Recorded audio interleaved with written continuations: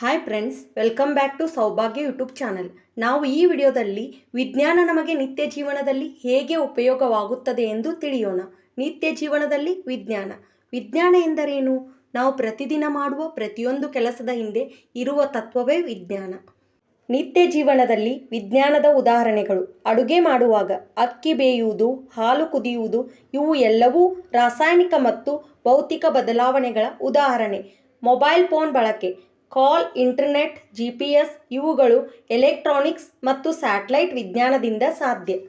ವಿದ್ಯುತ್ ಬಳಕೆ, light, fan, fridge ಎಲ್ಲವೂ ವಿದ್ಯುತ್ ತತ್ವಗಳ ಮೇಲೆ ಕೆಲಸ ಮಾಡುತ್ತವೆ. ವಾಹನ ಸಂಚಾರ, ಬೈಕ್, ಕಾರು ಇವುಗಳು ಇಂಧನ, ಎಂಜಿನ್ ಮತ್ತು ಚಲನಶಕ್ತಿ ತತ್ವಗಳನ್ನು ಬಳಸುತ್ತವೆ. ಆರೋಗ್ಯ ಮತ್ತು ಔಷಧಿಗಳು, ವ್ಯಾಕ್ಸಿನ್ ವೈದ್ಯಕೀಯ ವಿಜ್ಞಾನದಿಂದ ನಮ್ಮ ಜೀವ ರಕ್ಷಣೆ.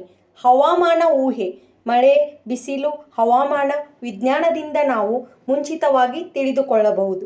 ನೀರಿನ ಶುದ್ಧೀಕರಣ, ಫಿಲ್ಟರ್, RO ನೀರನ್ನು ಶುದ್ಧಿಗೊಳಿಸುವ ತಂತ್ರಜ್ಞಾನವೂ ವಿಜ್ಞಾನವೇ.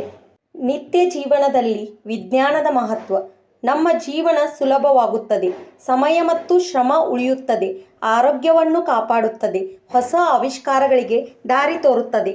ಈ ವಿಡಿಯೋ ನಿಮಗೆ ಇಷ್ಟವಾದಲ್ಲಿ ಲೈಕ್ ಮಾಡಿ, ಶೇರ್ ಮಾಡಿ, ಸಬ್ಸ್ಕ್ರೈಬ್ ಮಾಡಿ. Thank you.